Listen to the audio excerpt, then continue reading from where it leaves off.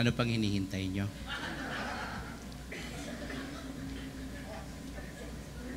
Kala nyo magtutuloy-tuloy pa tayo, ha? Sarap magpuri sa Panginoon, amen? Palapakan nga po natin ang Panginoon, yung pinakamalakas at pinakamainam na ari po nating ihandog sa Panginoon. Ayan. Nasubukan nyo na po bang makagat ng buhaya? Langgam pala. We see ants everywhere. Wala silang pinipiling lugar, wala silang pinipiling pagkakataon. Pagka nakakita sila ng opportunity wherein they would be able to get and acquire and be able to gather food, aatake sila. Kahit pa man yung lugar mo ay napaka-decente, mapa-fine dining man ito, o mapa-restaurant, o maging hotel man, wala silang pinipili. Di po ba? At wag kang hahara-hara kasi kakagating ka nila. At kapag tayo naman po ay nakagat, syempre, wala dapat personalan, trabaho lang. Kaya lang tayo naman pinipersonal natin, no? What we do is that we pinch them, no? Tinitiris natin sila. Pero kapatid, how we consider their ways? Na-consider po ba natin yung kanila pong mga galawan, yung kanila pong mga ginagawa?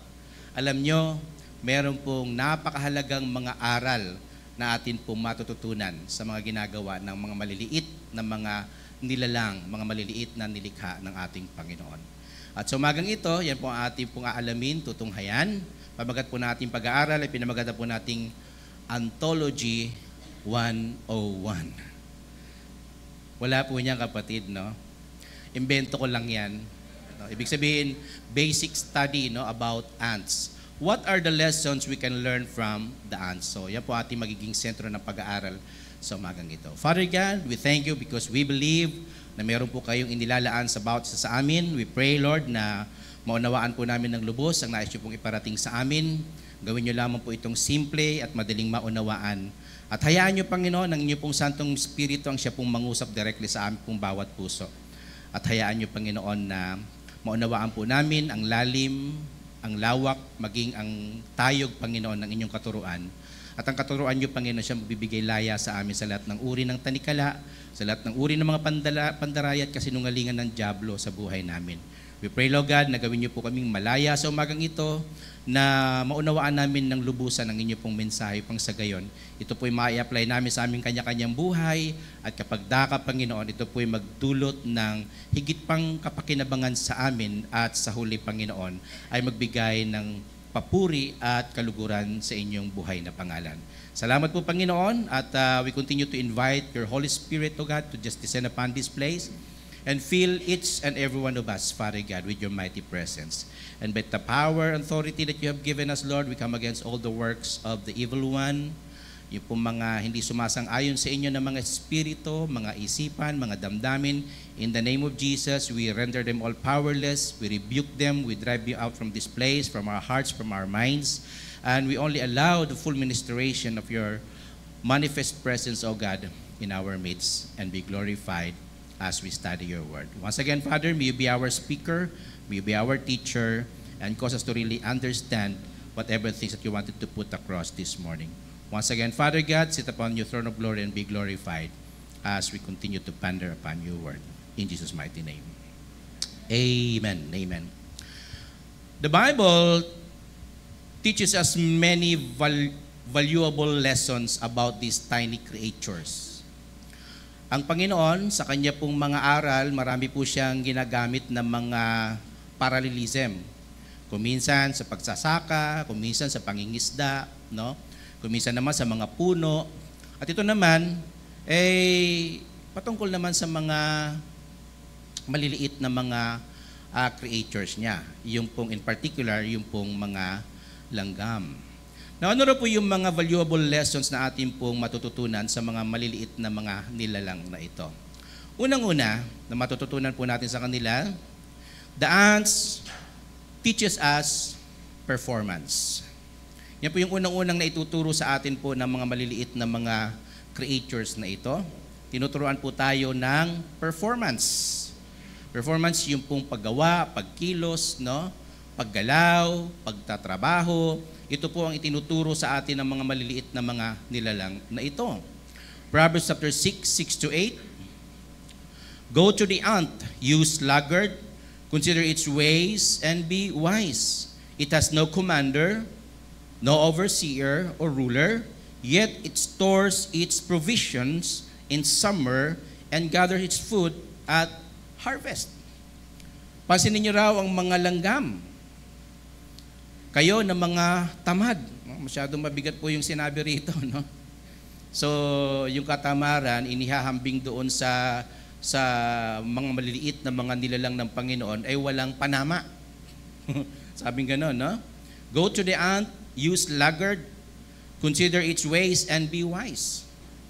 Masdan daw po natin, unawain daw po natin yung kanila pong mga ginagawa, yung kanila pong mga galawan, at mga tuto tayo, maging matalino tayo. Wala silang commander, walang nagamamando sa kanila, wala silang overseer, parang ibig sabihin, wala silang pastor. Okay? Anyat sila po ay nagkukusa, no? Gumagawa po sila, nagtatrabaho po sila, at wala po silang pinipiling pagkakataon, no? Hanggat kaya nila, may pagkakataon na sila po ay makakilos at makagawa, igagrab kaagad po nila yung kanilang yung opportunity na yon. So wala silang ruler, wala silang presidente, wala silang pangulo. Amen? Tapos, they store up their what? Provisions in summer and gather its food at harvest. So nakakatuwang isipin, no, pagmasdan po itong mga maliliit na mga nilikha ng Panginoon. As tiny as they are, and yet we can learn so much from them. Napakalaking aral po ang ating pong matututunan sa kanila. At dito po, in particular, tayo po ay tinuturuan, no? Tingnan nyo nga yung mga maliliit na mga nilalang na yan. Wala naman actually kung ikukumpara sa atin yan. In fact, kapag tayo nga ay nakakagat ng mga yan, napakadali natin silang tirisin, pisain, no? At kapag sila ay nandiyan sa ating mga pintuan, tayo ay naaabala, anong ginagawa natin? O atin silang binabanlian kung minsan ng mainit na tubig. Masyado tayong cruel, no? Nagtatrabaho lang naman po yung mga yon. Tapos kapag medyo natatapakan na, di natin namamalayan, tayo kinakagat nila. So, kapatid, no? Para sa atin, wala silang kwenta. Wala silang value. Pero actually, no, in the eyes of God, they are very, very valuable. And actually, marahil isa sa dahilan kung bakit nilikha ng Panginoon ng mga maliliit na mga nilalang na ito, para kapulutan natin ng aral, no? Anong malaking aral ang ibinibigay sa atin? Dito, tinuturuan tayo ng performance. Tinuturuan tayong magtrabaho, kapatid. Ants are always busy. Nakita na ba kayo ng langgam na nagsisiesta? Wala pa po ako nakita sa tanang buhay ko, no? Busy po sila. Amen? They are never lazy. Napakasipag po nila. And they never have to make excuses. Walang excuse sa kanila. I just wonder, no, kapag sila po ay nagkakasalubungan, di po ba? Para silang nagmamarites. I just wonder kung ano pong sinasabi nila. Siguro sinasabi, marami pa dun.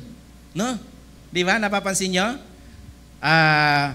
Hihintong bahagya, parang nag-uusap sila, didiretso naman sa likod ng isa. Okay? So, wala silang sinasayang na panahon. Wala silang sinasayang na oras. At wala silang sinisino. They are no respecter even of person. Amen?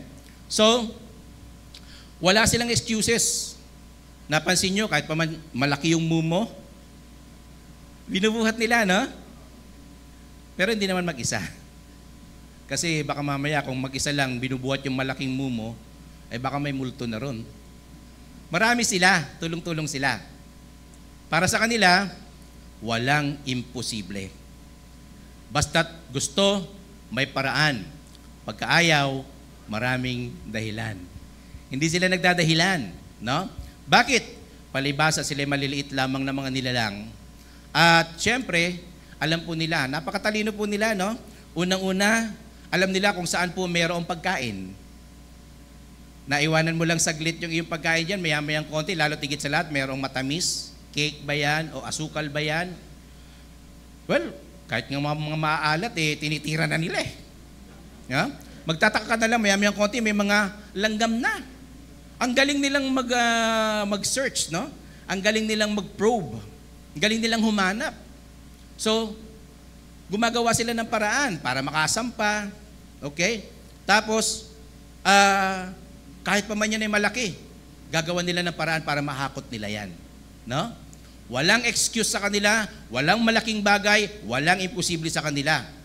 Basta, magtatrabaho tayo, gagawa tayo, kikilos tayo, dahil kapag hindi tayo kumilos sa liit nating ito, tiyak, pupulutin tayo sa kangkungan. Ganon sila po mag-isip. Daig na daig ang mga tao. Daig na daig ang maraming Kristiyano. Amen? Maraming mga Kristiyano, no? Mahilig mag-excuse.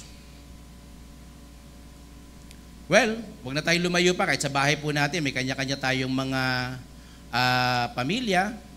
Sa bahay, very common na po yung mga excuses, di po ba? Kahit sa mga simpleng gawain sa bahay. Yung mga anak natin ngayon, nagmimistulang mga ibon na. No? Pag inutusan mo, wait lang. Di ba? Yung isa naman, pag inutusan mo, ba't ako? Ba't ako? Tapos yung isa, wait lang. So, merong isang paniki at merong isang ibon. No? Wait, at isang bat. Oh. Nag-i-excuse sila. At kuminsan, yung ganyan pag-uugali, nadadala ko minsan sa church. Alam nyo kapatid, no, hindi naman exempted tayo kahit mga Kristiyano at mga born again na. At pagkatitino natin tingnan, no, pagkababanal nating tingnan. Pero pagdating sa ating mga kanya-kanya mga pribadong buhay, may mga kanya-kanya tayo mga kapintasan. At isa na po dyan, yung pagigipong mahilig mag-excuse. Maraming Kristiyano kung minsan kapatid, no, malalaman mo na hindi po talaga nila tunay na naunawaan ang kahalagahan po ng paglilingkod. Bakit? Kasi they always make excuses. At kapag sila ay inaatasan mo, para sa kanila, ang hirap naman yan. No? Ano bang pakinabang ko dyan? They seem to be very, very tired, no, in doing God's work. And so therefore, they make excuses. Nakakalungkot. Dahil nangyayari po at nakikita po natin yan sa maraming mga Kristiyano. At hindi lang yan kapatid, isang palatandaan na ang mga Kristiyano ay walang tunay na pagkaunawa sa kahalagahan ng paglilingkod sa Panginoon. Kapag sila po ay masyadong involved sa kilusan, sa mga gawain sa sanlibutan. Involved sila sa maraming mga bagay, busy sila sa maraming mga bagay na makasanlibutan, pero pagdating sa usapin at sa larangan ng paglilingkod sa Panginoon, ayaw nilang makisangkot. Ayaw nilang makihalubilo. So, yan po ang isang palatandaan kapatid na hindi talaga tunay na nauunawaan, no, ng maraming Kristiyano ang kahalagahan po ng paglilingkod sa Panginoon. At sa umagang ito, kapatid, pinapaalalahanan tayo ng Panginoon, no? Kung yun ngang mga langgam, as tiny as they are, they know their purpose of living. Alam nila ang purpose ng kanila pong pamumuhay, kung bakit po sila nabubuhay. Ang tanong kapatid, ikaw po ba, alam mo ba ang purpose ng iyong buhay? Bakit ka nabubuhay? Para labas sa pangsarili mo? Para labas sa sarili mong kagustuhan? Para labas sa mga pangarap mo? Or baka hindi natin naunawaan na kung bakit tayo po ay nilikha ng Diyos para tayo po ay maglingkod, sumamba, magpuri sa Kanya. At higit sa lahat, mag-alay po ng atin pong serbisyo. Kaya purihin ang Panginoon, no? Dahil tayo po ay naririto ngayon. Pero harinawa, hindi lang tuwing araw po ng linggo, dapat araw-araw tayo po ay naglilingkod sa Panginoon. Amen? Kung ang mga little tiny creatures of the Lord, they knew exactly what's their purpose of living, yun talaga ang purpose ng buhay nila. Mangalap ng pagkain, habang wala pa ang summer, tapos iipunin nila yan, yun lang ang buhay nila, yun lang ang purpose nila. Tayo po ba? Alam ba natin ang purpose natin? Lagi ko pong sinasabi sa ating kapatid, ang bawat nilikha ng Panginoon may kanya-kanya pong dahilan. meron kanya-kanya pong disenyo. Halimbawa po yung upuan na yan, sadyang nilikha po yan para upuan. Ito pong pulpit stand na to, sadyang nilikha po ito para maging patungan ng mga notes. At yung mga tambol, sadyang nilikha po yan para tambulin. Okay? May kanya-kanyang disenyo po yan. Ang buhay ng bawat isa sa atin, nakadesenyo for a specific purpose. Kapatid, ano ang specific purpose mo sa buhay? Para mabuhay ka lang ba dito? Ipanganak ka, lumaki ng bahagya, naging binata, o naging dalaga, tumanda, nagkaroon ng pamilya, tumanda ulit, no? Tapos mamamatay ka na lang, ganun lang ba? Cycle lang ba ang buhay ng tao? Hindi. Maling-mali po yung kapatid. Sayang naman kung in a lifetime, no? Sa buong panahon ay binigay ng Panginoon sa iyo at di mo nasumpungan ang tunay na kahulugan po ng buhay, sayang. Pero purihin ng Panginoon dahil tayo po, nasumpungan po natin. Kaya lang, hindi lang natin gaanong naunawaan. Kapatid, at the end of the day, God is calling us to serve Him. Amen po ba? Now, many Christians are too involved in the world and not in the Lord. So sana kapatid, sa umagang ito po ay magsilbing paalaala sa atin. At the rate of 10, how would we rate ourselves? How much involvement I have in the world rather than in the Lord? Sa atin kasi kapatid, tuwing araw lang linggo, nandito tayo. Pero how about the rest of the week? Involved pa rin ba ang Panginoon sa buhay mo? O baka mamaya nakalublob tayo sa sanlibutan? Alam nyo, dapat sa tuwing tayo po ay dumudulog sa pananambahan sa Panginoon, dapat tayo po ay dumudulog dito para magpuri, magpasalamat, simply because talagang damang-dama natin, naranasan natin ang kapangyarihan ng Diyos, ang kanyang pagliligtas sa atin, ang kanyang pag-aadya sa atin sa lahat ng mukha ng kapahamakan, sa lahat ng mga provision na binibigay niya sa atin. And so therefore, comes Sunday, nandito po tayo para magpuri, magpasalamat sa Panginoon, hindi para tayo po ay magpa-recharge. Kakalungkot, no? Maling mentality po na maraming Kristiyano, pumupunta sila sa bahay-sambahan ng Panginoon, I need to go to the church, I need to be recharged. Bakit? Kasi nalobat ka buong linggo, nagpalobat ka sa sanlibutan. Amen? Yung buong lakas mo, ginamit mo sa sanlibutan, ngayon, pagdating ng linggo, pupunta ka sa church para magpa-recharge ka. O ngayon, na-recharge ka na naman, mamaya, pag-uwi mo, malakas ka na naman. Tapos ngayon, lulustay na naman yung buong lakas mo, buong energy mo ng sanlibutan. Kalungkot. Diba? Nakakahiya sa Panginoon. Kapatid, dapat hindi natin sinasayang ang ating mga energy, ang ating pong mga lakas, no? Ang ating pong mga kakayanan, dahil nais ng Panginoon na masumpungan tayo na naglilingkod sa Kanya. No excuse is acceptable for Christians to refrain from working for God. Wala dapat tayong excuse. Hindi dapat natin tinatanggap ang any excuses, no, sa bawat isang Kristiyano na nagre-refrain ng kanyang sarili from working sa Panginoon. Dapat, kapatid, no, ipinaglalaban natin, Lord, paano ako makakapaglingkod sa inyo?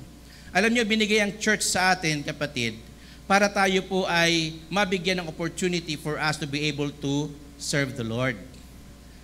God has given us this church for us to be able to earn for ourselves treasures in heaven. And to God be the glory. We thank God because God has given us this church. At dapat i-grab po natin yung opportunity na yon. Kaya lang kapatid, no, we take this lightly. Dapat hindi. So dapat, pag may pagkakataon, serve. No? Ipaglaban natin. Araw na pananambahan, non-negotiable. Kapag meron tayong mga activities in the church, priority. Amen? Huwag nating ilalagay na lamang sa dulo na parang spare na lang at parang tira-tira na lang ang napunta sa Panginoon. Maling-mali po yun. Dahil ang binigay po sa atin ng Diyos Amang nasa langit ay pinakamaganda na yaman ng langit. Hindi po siya spare. Siya ang dahilan kung bakit may langit. Amen? At di po siya panggulo sa langit. Hindi po siya nuisance. Siya ang pinaka-precious na treasure ng langit. At siya po ang kanyang ipinagkaloob sa atin para tayo po iligtas sa tiyak po na kapahamakan. At nakakalungkot, ang ibinibigay nating kapalit or gante, tira-tira lang. Hindi dapat. Ang sabi ng Bible, Matthew chapter 9, verse 37 to 38, then he said to his disciples, the harvest is plentiful, but the workers are few. Ask the Lord of the harvest, therefore, to send out workers in his harvest field. You see, hinog na raw po ng mga pananim at aanihin na lang siya. Kaya lang, kulang na kulang sa manggagawa. Maraming mga Kristiyano ang nagkikibit balikat lamang sa gawain ng Panginoon. Imbis tayo nagpapagamit sa Panginoon, ang nangyayari, nagpapagamit tayo sa sanlibutan. Hindi dapat. Dapat sa Panginoon. Kaya kapag ikaw inassign ng pastor, grab mo kaagad. No? Kahit mahirap, magkalat ka na ng maaga. Total, magkakalat ka rin naman later on. Di agahan mo ng pagkakalat. Di ba? Hanggang sige matuto. Wala namang nagsimulang magaling kaagad. Amen? Ako, sobra akong mahiyain. Takot na takot ako makyat dito sa pulpito. Ayaw na ayaw ko sa harapan. Kaya nga sa klase namin, lagi ako nasa likod. Katabi ko, basurahan. Ayaw na ayaw ko na-expose. Kaya lang, nung tinawag ko ng Panginoon, kumapal ang mukha ko. Hindi na ako nahihiya. No? Especially kapag pinag-uusapan ay ang kapurihan ng ating Panginoon. Amen? So, the harvest is plentiful. They are ripe for harvest already. Kaya nakakaunti yung mga manggagawa. Anong ginagawa ng maraming manggagawa? Anong ginagawa ng maraming Kristiyano? Napakarami po natin dito. Ilan na po ba ang bilang natin dito? 200? Tama po ba, Pastor? Ilan na ang bilang natin dito? Ilan po? O ilan lang ang percentage po ng gumagawa? Gustong-gusto ko po yung sinabi diyan kanina, every member is a discipler. Dapat ganun tayo, kapatid. Amen? Huwag lang natin ipaubaya lahat kay pastor, kay teacher, kay Brother Noel, kasi Bible study, no? Huwag lang natin ipaubaya lahat kay kuya, kay ate. Dapat tayo mag-participate. Bakit? Kasi hindi naman special yung dugo na ibinubuo ng Lord para sa kanila at sa iyo ay hindi. Pare-pares lang tayo ng dugo, no, na tinanggap mula sa cross ng Kalbaryo. Lahat naman po tayo special sa Panginoon. Amen? Dapat kapatid, no, i-grab natin ang opportunity. Serve while we can. And we've got to be no respecter of time. Dapat tayo, hanggat may pagkakataon, maglingkod. Amen? Sabihin mo nga sa katabi mo, maglingkod nga tayo, kapatid. Yan. Now, another thing that the ants teaches us preservation. Tinuturuan po tayong mag-ipon, mag-preserve. Ants are very tiny and yet thrifty creatures. As tiny as they are, as little as they are, and yet they are very, very industrious and diligent to preserve and to store foods for themselves. They don't waste away their summer days, but work diligently. Pag may pagkakataon, trabaho ka agad, kilos ka agad, galaw ka agad, walang excuse. Bakit? Kasi ang target nila, kinakailangan makalikom tayo. Kinakailangan makapag-ipon tayo bago pa man dumating ang tag-ulan. Bago pa man dumating ang tag-lamig. Actually, kapag iisipin mo, parang meron pa bang ibang purpose sila bukod sa sila po ay ginagawang pagkain ng mga butiki? Pero ganun talaga no? Nakikita mo talaga yung mga langgam, they're always busy, they don't make excuses. At lagi sila merong bit-bit na mga pagkain. Amen? Alam nyo, nagtatrabaho lang sila, kapatid. Ang purpose lang talaga nila, makalikom sila, makasinop sila. Tapos ito naman tayo ngayon, aabalahin natin sila. Ba't di kaya natin sila tulungan? No? Halimbawa, sumasampa pa sila sa mga mesa natin. Ano bang pakain nila dito sa mesa ko? Meron palang mumong matamis, no? Dalhin mo na kaya, ihatid mo na doon sa may tarangkahan nila at hindi na sila mahirapan. Amen? O matutunan natin yung valuable lesson. Di ba? Ano pa nga ba ibang purpose nila? Nagtatrabaho sila para mabuhay, nagtatrabaho sila para makapag-ipon. Tayo rin naman, nagtatrabaho tayo para mabuhay. Po ba? Kaya lang, kapatid, dapat nagtatrabaho tayo para mabuhay so that at the end of the day, dapat nagbibigay tayo ng kaluguran sa ating buhay na Diyos. But don't you know, these little creatures, as tiny as they are, what they're doing actually gives praise and glory to God. Kasi hindi naman sila nagkakasala eh. Amen? Daig tayo kasi tayo nagkakasala, sila hindi. So kapatid, Proverbs chapter 30 verse 25, no? Ants are creature of little strength, yet they store up their food in summer. You see? Sa panahon ng tag-init, tag-araw, tag-tuyot, kapatid, rumarampa na sila. No? Kumikilos na sila, nagtatrabaho na sila. Kasi alam nila na hindi laging summer. Dahil alam nila hindi laging tag-init. I just doubt kung sa Alaska mayroong mga langgam. Meron kaya? Kasi puro snow doon no? Sino ba nakapunta ng Alaska? Ako mahilig ko sa Alaska. Kondensada. Amen? So, during summer, they work. Because they know exactly that not all season are summer. There are winter, di ba? Mayroong taglamig, may tag-ulan, tag-niebe, kaya panahon ng tag-init, magtatrabaho sila. Amen? Grabe, napakaganda po ng lesson na tinuturo sa atin. What does this tells us? Kapatid, it tells us, no, to diligently store as much as we can, no, before the rainy days come. Sadyang dumarating ang panahon ng tag-ulan, kapatid. At ang sinasabi ng Bible, hanggat hindi pa dumarating ang tag-ulan, magtrabaho, mag-ipon, magsinop, mag-impok. Christians should learn this lesson of preservation, especially when they spend their money, their time, their energy before the rainy days come.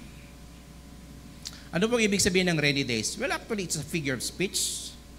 Pag sinabing rainy days, hindi ka nakakapagtrabaho. Tama? O kapag kabagyo, sino pa bang magtatrabaho? Kapag katag-ulan, nakakapagod, di ba? Nakakatamad. Ang sarap maghalukip-kip na lang sa bahay. Pagulong-gulong ka. Di ba? Gagawa ka ng excuse sa boss mo. A-absent ka. Kasi nakakatamad talagang kumilos kapag ka umuulan. Tama? So, pero ang ibig lang sabihin nito, kapatid, is a figure of speech bago pa man dumating ang mga undesirable circumstances, kapatid. Dapat ready ka. Dapat prepared ka. Katulad ng mga langgam. Ano ngayon kung dumating ang taglamig, dumating ang tagniebe, dumating ang tagulan, no worries. Bakit? Kasi nakapag-ipon na sila. Ginawa nila sa abot ng kanilang makakaya nung panahon na may pagkakataon sila during summer. Dapat ganun din po tayo. Amen? Tinuturuan po tayong mag-ipon. Tinuturuan po tayong mag-preserve. Tinuturuan po tayong mag-impok, maging masinop, dahil hindi po lahat ng pagkakataon ay tag-araw. There will come a time na dumarating po at sumasapit po ang panahon ng tag-ulan. Sabi nga doon sa kanta, kapag umuulan, bumubuhos ang langit sa iyong mga mata. Kapag merong unos ay aagos ang luha, ngunit di ka nag-iisa. O, di ba? Paborito ko yung kanta na yan. No, very, very idiomatic. Kapag katag-ulan, bubuhos ang luha. Kuminsan naman, I love when it rains because no one see the tears in my eyes. Oh, di ba? Yun yung mga panahon na lumuluha tayo, kapatid. So, bago pa man dumating ang ganito mga pagkakataon, kapatid, dapat prepared ka na. Dapat handa ka na. Ano po yung mga rainy days na maituturing, kapatid? Unang-una, recession. Yung pong pag-collapse ng ekonomiya, pwede ng isang kumpanya, ng trabaho, pinagkakakitaan, hanap buhay, negosyo na meron ka. Pwede po mangyari po yan. Kamakailan lamang nagkaroon po ng kalamidad, no, sa Cebu. At yung ating po mga kababayan, sila po ay napinsala. No? Marami po ang mga nabawian ng buhay, marami po ang nawalan ng trabaho. Okay? At malamang sa malamang, maraming mga negosyong nalugi. Pero yung ba naman, no, nagbagsakan yung mga building at kung ano-ano pa, at marami pang ang nangamatay. So, these things, hindi man natin ito nakikita, no? Pero tiyak na dumarating sa buhay natin. Tama? There will ever come a time that recession will come knocking at our doors. At kapatid, bago pa man dumating yan, there's nothing to worry kasi nakapaghanda ka. Amen? So what else? Inflation. Pagka tumaas po yung presyo ng bilihin, naalala ko nung ako po ay high school pa lamang, naabutan ko po yung presyo ng bigas, nasa mga 7 pesos pa lang eh. Sabi nung tindera, kasi kaibigan ko yung tindera, sabi niya, Long, kailan ka mag-aasawa? Sabi ko, tsaka na po ate kapag 20 na yung kilo ng bigas. Parang ibig ko sabihin, parang wala pa, walang katiyakan. Akala ko hindi tataas ang presyo ng bigas. Aba, totoo nga, nung nag-asawa ko, 27 na ang kilo ng bigas. Ngayon, 40, 50, 60. Nangahas pa tayong ibalik ng 20, pero halos imposible na, no? Nabigo. Siguro, nagtagumpay ng sandali, pero hindi naman talaga sustainable. Okay? Tapos nagrarally dyan sa Cali, papunta sa Mindiola. Itaas ang sweldo, ibaba ang presyo. Suntok sa buwan yun, kapatid. Kahit kailan din nangyari yun. Tama? Kahit nga sa presyo ng petrolyo big time rollback, 2 piso. O pag tumaas naman, 3 piso. Diba? Nabutan ko dati, ang 1 litro nasa 14 pesos lang. O ngayon, magkano na? 54, depende sa lugar. Kaya ako bago pumunta ng Alabang, kinakailangan magpagas na talaga ako, no? Kasi pagdating ko sa Alabang, 67 na ang presyo ng petrolyo. Samantalang sa Antipolo, nasa 50 lang. 49 nga lang. Okay? So whether we like it or not, lahat tumataas. Isa na lang hindi tumataas, yung height ng katabi mo. Amen? Kapatid, whether we like it or not, no, things are getting higher, especially when we talk about prices. Whether we like it or not, talaga tumataas po yan, kapatid. So, anong dapat mong gawin? Magkakali ka dyan, magngangawa ka sakali para pababain ang presyon ng bilihin, mali. No? Pwede rin naman, at some point, kaya lang, pagsikapan mo na madagdagan ang kita mo. Amen? Kaya yung dati mong ginagawa, yun lang ang kita mo, kapatid, doing the same thing over and over again means getting the same result over and over again. Dapat meron kang bagong gawin. Dahil walang magbabago kung walang bago. Tama? So, dapat mag-impok. Sipagan pa. No? Rumakit. Mag-hustle. Dumiskarte. Huwag lang tayong maging alipin ng PD 1530. Alam niyo po yung presidential decree? 1530? Payday 15 tsaka 30. Yun po ang ibig sabihin nun. Huwag tayong basta umasa lang doon, kapatid, no? Rumakit ka, kapatid. Kinakailangan makapag-store ka ng konti. Paunti-unti. Eh kung yung kinikita mo, tama lang doon sa mga panggastos mo pang araw-araw, ano pang maiipon mo? So sumideline ka. Di po ba? So, kapag ka sumasideline ka, dumidiskarte ka, meron kang extra. O hindi mo na yung gagamitin para panggastos. Isubi mo na. O, pwede mong pang outing konti, pang good time ng konti. Pero kung asahan mo lang yung kinikita mo, eh nangyayari dyan na sweldo, bayad, utang. Sweldo, bayad, utang. Sweldo, bayad, utang. Eh, wala mga utang na loob, baguhin mo na yan. Kailangan mag-impok. Kailangan dumiskarte bago pa man dumating ang tag-ulan. Amen? What else? In times of ill disease or health sickness. Bago pa man yan dumating, naglalaro ang anak mo, no? Hindi sinasadya, biglang, pang, nauntog, napunit yung noo. Sasabihin mo, nak, teka lang, mag-iipon muna ako. Ganon, ang hirap nung kapatid. Di ba? Sumasakit ngayon yung ngipin ng asawa mo.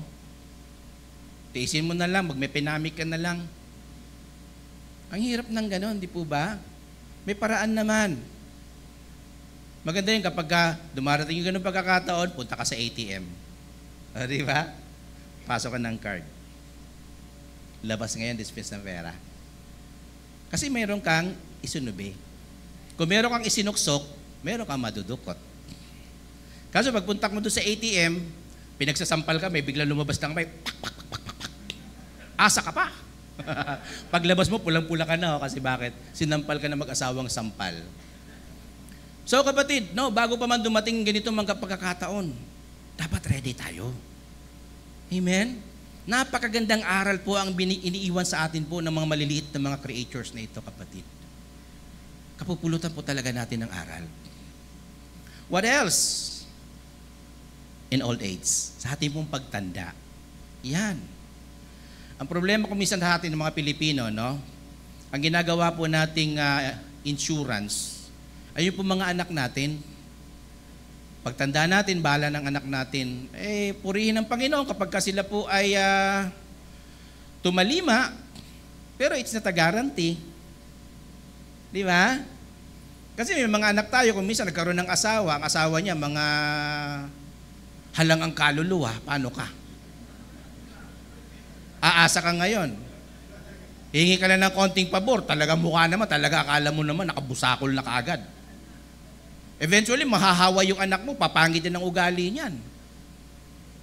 Purihin ng Panginoon kung meron kang anak na talagang tumatalima sa iyo, kinakalinga ka. At kapatid, kung ikaw anak, kapatid, no?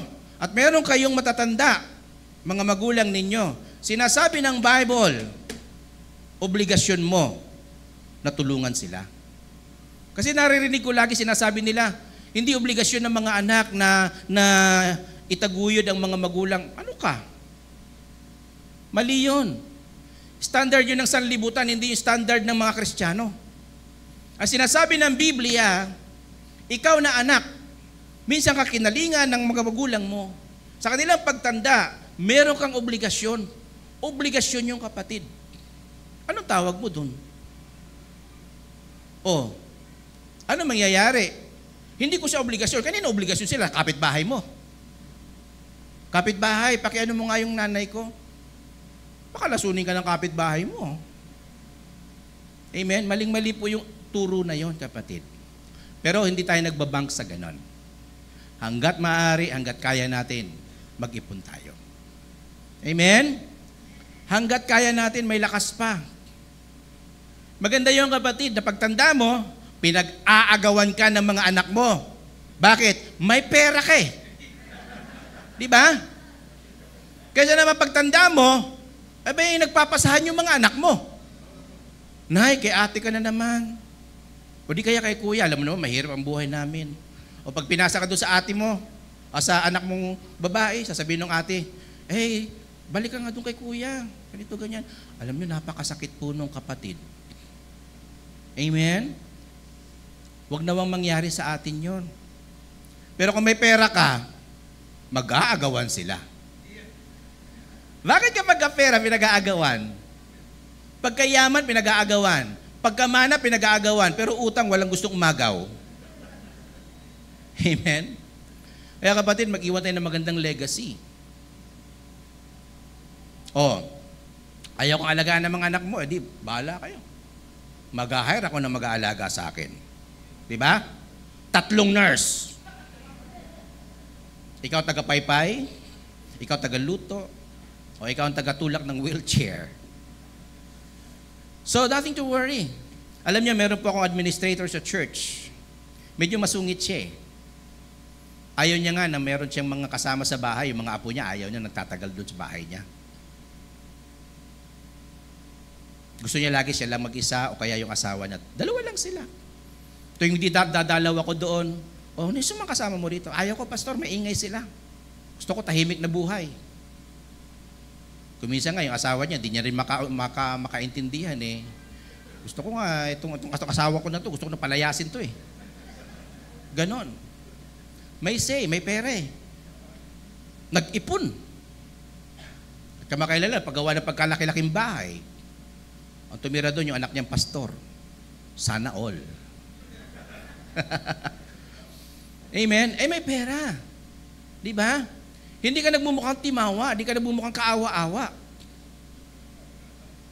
At take note, hindi ka maaaring alipinin ng mga anak mo. Pero kung ikay walang-wala, inaalipin ka ng mga anak mo. Di ba? Maraming mga ganon. Na kung ikaw man ito, kapatid, no? Anak, ginagawa mong alipin ang mga magulang mo. Mark my word. Lagot ka kay Lord. Wag. Ang lagay ay inubos niya lakas ng yung mga magulang natin, inubos yung lakas, yung energy, lahat, diskarte para erase ka. Tapos nung ikay lumaki na, nasa tamang edad ka na, nasa posisyon ka para tulungan yung mga magulang mo. Ang ginagawa mo silang alipin. Iniwan mo yung anak mo, pag-uwi mo, may galos, pinagagalitan mo nanay mo.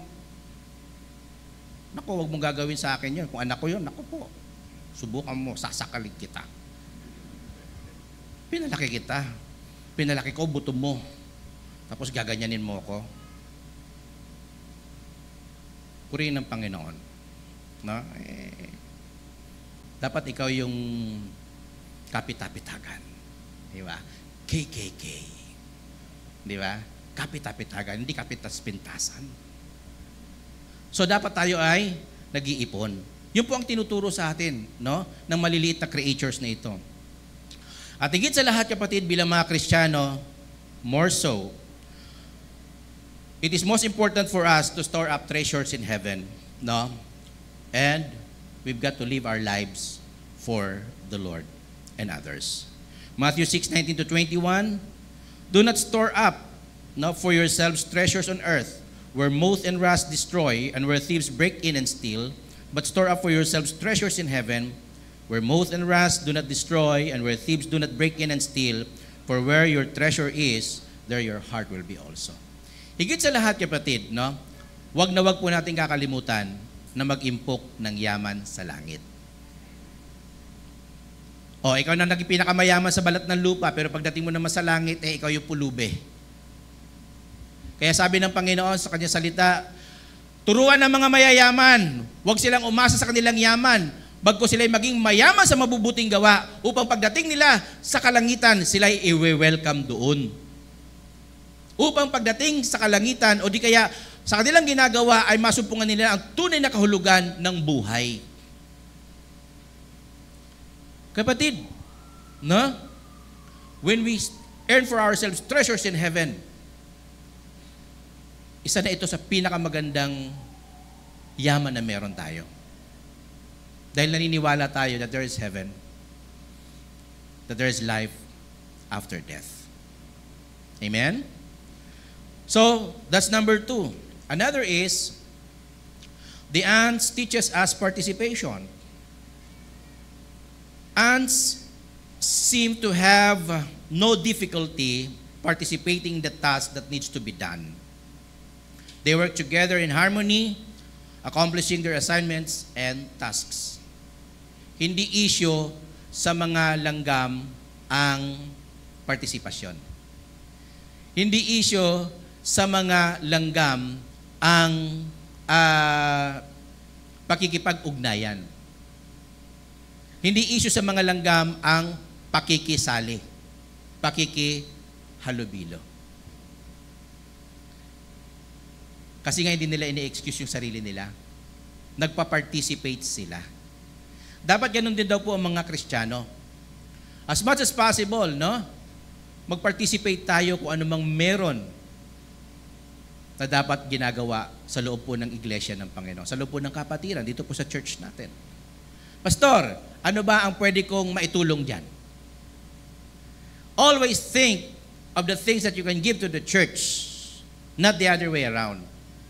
Because some people, some Christians thinking what the church can do to them instead of them what they can do to the church. Dapat ganon. Amen po ba? Many Christians, no, fail to cooperate in accomplishing God's work.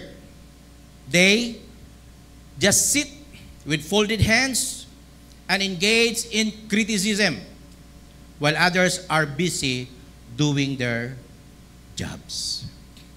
Marami pong Kristiyanong ganon. Meron na pong 3 uri ng Kristiyano na matatagpuan po sa loob ng church. Gusto nyo malaman? Okay. Huwag na tayo lumayo ha. Dito na lang sa church na ito. 3 uri ng Kristiyano ang matatagpuan po dito. Unang-unang uri ng Kristiyano, those who ask things that happened. Sila po yung mga nagtatanong, anong nangyari? Bakit ganon? Kasi lagi sila absent. Lagi sila late.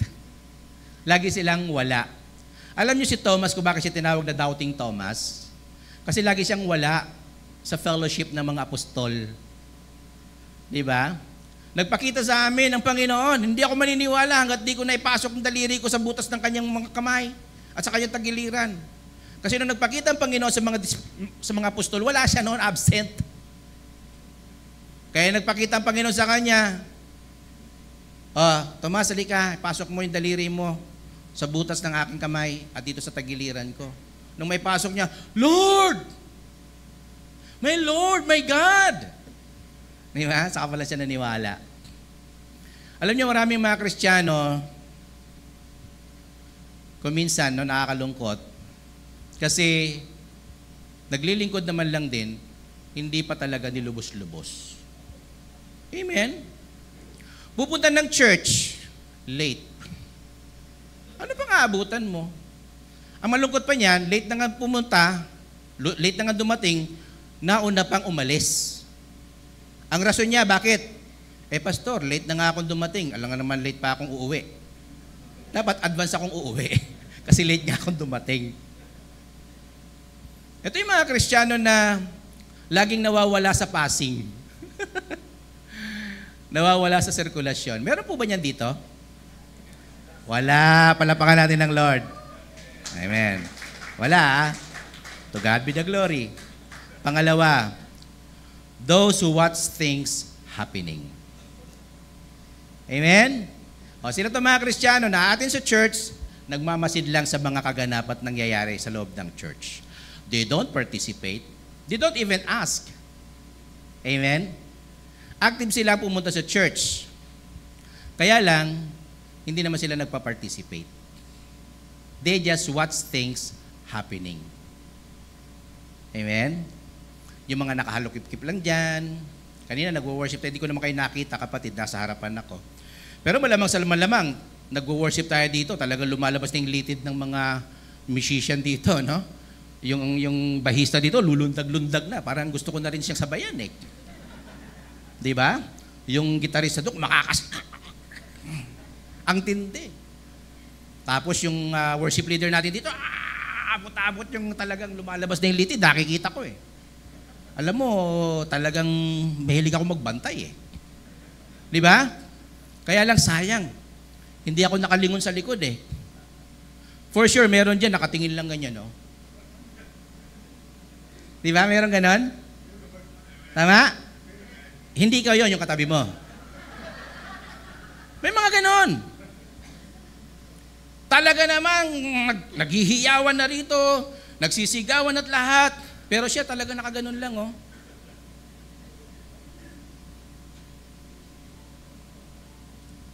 Nakatingin lang. Amen? Tila ba ka nagtatanong, anong ginagawa ko rito? Kapatid, nandito ka para mag-worship, makinig. At hindi ka lang dapat nagpapakintab ng upuan. Dapat gumagawa ka for the glory of God. Amen? Meron kaming tinatawag sa Bisaya na 3 P or 4 na P na Kristiyano. Pungko means upo. Pasinaw means, yon, papakintab. Tapos, pauli. Uwi na. Alam mo, kasunod niyan, kapag kaganyan ang ugali mo, kapatid, pungko, pasinaw, pauli, malamang sa malamang, yung pang-4 niyan, pasaway. Ano pang aasahan mo sa ganon? Amen? Kung yun nga minsan dedicated sa ministry, kung minsan pasaway pa nga eh, how much more yung hindi? Maganda kasi kung meron kang sense of responsibility, kapatid. Bakit? Kami mga pastor, kung minsan, natitempt kaming gumawa kuminsan ng kabulastugan. Pero dahil sa pulpito, natitame kami. Dahil sa mga titulo na hawak namin, aba, naguhunos dili kami. Tuloy, napipilitan kami magpakatino. Bakit? May responsibilidad kami. May mga tupang nakatingin sa amin. Pero kung wala, at large, wala akong pake, mag-i-enjoy ako. Pero hindi pa pwede yun, kasi meron kaming mga imahe na dapat ingatan, alagaan. At meron mga taong nagmamasid sa amin. Maganda din po yung ganon sa ating kapatid. Naalala ko, when I was in seminary, we were required to bring Bibles. As in, Bibles talaga. Yung mga malalaking Biblia. Opo. At talagang nakasukbit niyang ganyan. Bawal ka pumasok na wala kang dalang Biblia. Talagang dala mo yan. Hanggang pag-uwi mo. Bakit? Para malaman nila na Kristiyano ka, higit sa lahat, seminarista ka, di ka pwede magloko. Pwede ka bang may nakasukbit dito na Biblia tapos naninigarilyo ka? Di pwede yun. Di ba? Di kaya, pwede ba yung may hawak-hawak ang Biblia tapos umiinom ka, tumutungga ka? Di pwede yun. Pero dahil may hawak ang Biblia, nagpapaalala sa'yo, umayos ka. Magpakatino ka. Amen? Dapat ganun din tayo, kapatid. Dapat meron tayong mga obligasyon na hinahawakan sa loob ng church. At nang sa gayon, makakatulong po sa atin to para tayo po'y maging matuwid. Patuloy tayong lumakad na matuwid sa harapan ng ating Panginoon. Amen po ba? So sabing ganon, God's love constrains us, His children, to work together with Him in unity, to participate in the greatest of all endeavor, and that is to reach out for more souls. Kapatid, niligtas ka ng Panginoon, hindi para lang maupo. Niligtas ka ng Panginoon para maging instrumento ka para abutin ang maraming kaluluwa na hindi pa nakakakilala sa Panginoon. Amen po ba? Sabi ng Bible, John chapter 9 verse 4, as long as it is day, we must do the work of Him who sent me. For when the night is coming, when no one can work. Sino may sabi nito? Ang ating Panginoong Jesucristo mismo. Habang may oras pa, gawin na natin yung pinapagawa sa akin ng Ama na nagpadala sa akin. Dahil kapag dumating na ang gabi, hindi na pwedeng magtrabaho ang mga tao. Kasi wala pa namang Meralco nun. No? Mahirap sa kanila magtrabaho sa gabi kasi nasa disyerto sila eh. Maraming mababangis na mga hayop, may mga insekto, mga bandido, mga magnanakaw, no? Umaatake sa kapanahonan ng gabi. Kaya di sila nagtatrabaho ng gabi. So hanggat may oras pa, hanggat may araw pa, trabahuin natin. Now, ngayon, sino sinasabihan ng Panginoon? Yung kanyang mga alagad. Wala na sila ngayon. Sino magpapatuloy nun kundi tayo? Tama po ba? At ang sabi ng Jude chapter 1, 22-23, be merciful to those who doubt. Save others by snatching them from the fire. Kapatid, no? Maging mahabagin daw po tayo, maawa daw po tayo doon sa mga nagdududa. Yung mga nangapapahamak. At ano sinasabi rito? Snatch them. Nakawin natin sila. Agawin natin sila mula sa kapahamakan sa impyerno. You know, every day, souls are dying. And the mouth of hell is getting bigger and bigger each day. At marami pong naibubulid doon. Kapatid, baka mamaya, mga mahal natin sa buhay, kasama doon. Dapat hindi. Meron kang obligasyon. Hindi po aksidente na ikaw po ang unang naligtas sa buong pamilya nyo. Acts 16:31, believe in the Lord Jesus Christ and you shall be saved. You and your family. Tama po ba? Pero bakit mangyayari po yun? Ang ibig ba sabihin, tumanggap ka lang sa Panginoong Kristo bilang iyong Diyos sariling tagapagligtas, ligtas na rin automatic sila? Hindi po.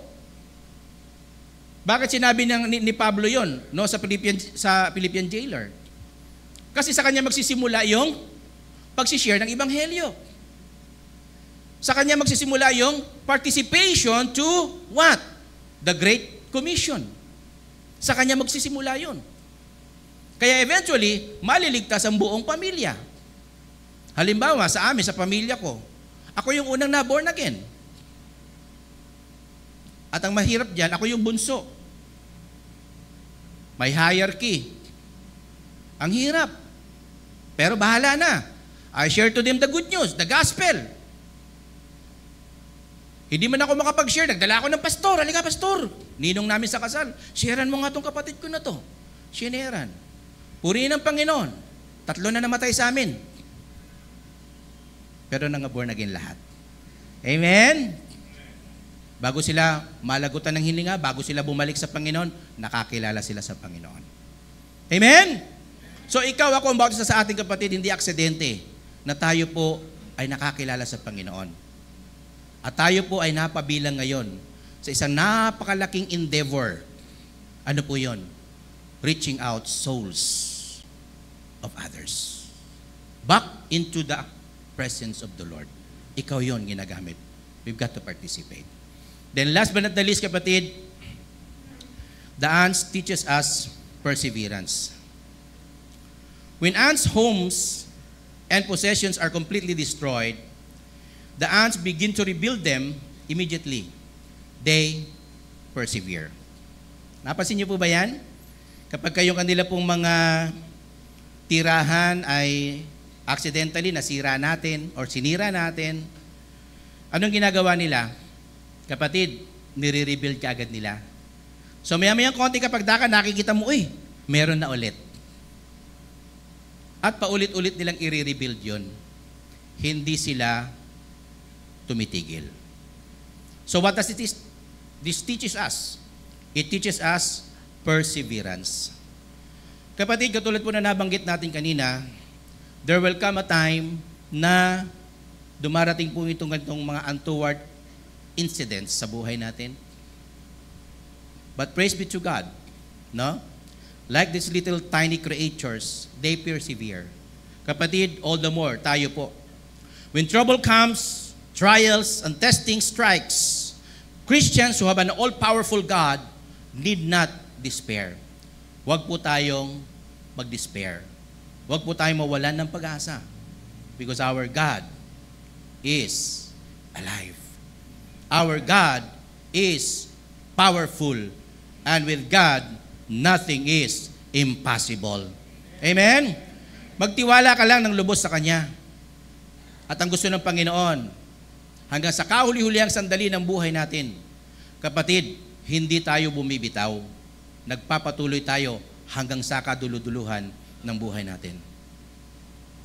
We must persevere whether our problems be personal in nature or in the cause of Christ. Christians' greatest hope lies beyond this life. Kapatid, salamat sa Panginoon. Dahil ang pag-asa natin ay hindi lang dito sa planetang ito. Ang pag-asa natin ay maging sa ikalawang buhay. Merong naghihintay sa atin sa bandang unahan. Amen? At naniniwala tayo na meron po naghihintay sa atin sa bandang unahan, sa kabilang buhay, kapatid. Dapat, enough na ito na magbigay sa atin ng higit pat iba yung lakas para makapagpatuloy. At kahit kailan, hindi po tayo bumibitaw at hindi tayo nabubuwal. Alam niyo po sinasabi ng Bible? Matthew 24:12-13, because of the increase of the wickedness, the love of most grow cold. Huwag po nawang mangyari sa atin to, kapatid. Ang mismong kausap ng Panginoon dito ay mga Kristiyano at mananampalataya din naman. Pero ang sabi, dahil po sa paglaganap po ng kasamaan, yung pag-ibig ng nakararami ay manlalamig. Anong kasunod doon? Kapag ka nanlamig, eventually, malamang sa malamang, ay mawala. Pero ang sabi rito, but he who stands firm to the end will be saved. Anong ibig sabihin nito? What should we be standing firm? But those who stand firm in their faith in the Lord, ibig sabihin, hindi ka maggigiap, hindi ka bibitaw, hindi ka mabubuwal, bagkus magpapatuloy ka, panghahawakan mo hanggang sa kaduluduluhan ng buhay mo. At ang sabi ng salita ng Panginoon, pangako niya, they will be saved. We always believe in once saved, always saved. OSAS kung tawagin. And I strongly believe with that. But that has to be proven yet. That has to be qualified yet. Hindi yung tinanggap mo lang ang Panginoong Jesucristo bilang yung Diyos at sariling tagapagligtas, ligtas ka na. Bahala ka na sa buhay mo. Magpasaway ka, total, tinanggap mo ng Panginoong Isus, ligtas ka na. Hindi ho ganun. Hindi po ganun ang sinasabi ng Biblia. Kaya yung ibang mga Kristiyano ay nila ituro yung ganitong uri ng doktrina. Bakit? Pag tinuro ko kasi yan, pastor, mamimihasa yung mga Kristiyano. Wala hong sinasabi sa Biblia na bunga ng banal na Espiritu na pamimihasa. Ang bunga ng Espiritu ay, kababaang loob, katuwiran, kabutihan. Tama? Mga mabubuting mga gawa, ang bunga ng banal na Espiritu. Never ever na makakakita ka na bunga ng banal na Espiritu ay pamimihasa. Kaya sinasabi dito, time will come when wickedness grew. Ano mangyayari, kapatid? The love of most will grow cold. Anong ibig sabihin nun? Sabi ng Panginoon, in the last days, many will come to me and say, Lord, Lord, haven't we delivered demons or cast out demons in your name? Haven't we healed sicknesses in your name? Haven't we performed miracles in your name? Pero ano sabi ng Panginoon sa kanila? I never knew you. Away from me, you workers of iniquity. Nagpapalaya sila ng mga demonyo. Nagpapagaling sila ng mga may sakit. Ano pa? Nagpe-perform sila ng mga miracles. Pero sabi ng Panginoon sa kanila, hindi ko kayo kilala. Dahil sa totoo lang, kapatid, meron talagang totoong Kristiyano at merong huwad na Kristiyano. Amen? Parang gamit. Louis Vuitton. Pag tinignan mo, mukhang totoo. Yung kanyang mga tahi, mukhang totoo. Pero pag sinuri mong maigi, hindi pala. Mga Kristiyano, pag tinignan mo, magkakamukha. Mukha naman totoo. Pero alam nyo, kapatid, ang pinakalabanan, yung mananatili sa pananampalataya at hindi bumibitaw hanggang sa kahuli-hulihang sandali ng buhay niya, sila lamang ang makaka-enjoy ng inihanda ng Panginoon sa langit. Amen? Sabi mo sa katabi mo, ikaw yung kapatid. Revelation chapter 2 verse 10, do not be afraid of what you're about to suffer. Be faithful even to the point of death, and I will give you the crown of life. Alam niyo, pagiging Kristiyano, kapatid, hindi po yan gawang biro. Buwis buhay po ang pagiging Kristiyano. Amen? Dahil mismo ang Panginoong Kristo nagbuwis ng kanyang buhay para tayo iligtas sa tiyak na kapahamakan sa impyerno. Alangan naman ay masigit pa tayo sa ating Panginoon. Walang alipin na masigit pa sa kanyang Panginoon. Anong ibig sabihin nun? Kung siya nagdusa, kung siya nagpatuloy sa kung anumang mandato na ibinigay ng Panginoon sa kanya, tayo rin naman dapat magpatuloy hanggang sa kaduluduluhang sandali ng buhay natin. Dapat hindi tayo bumibitaw. Nagpipersevere tayo up to the end. At yun po ang pangako ng Panginoon sa atin. We are becoming a Christian. We are not a Christian for nothing. Tama? Parang we are not a Filipino for nothing. Dito, we are not a Christian for nothing.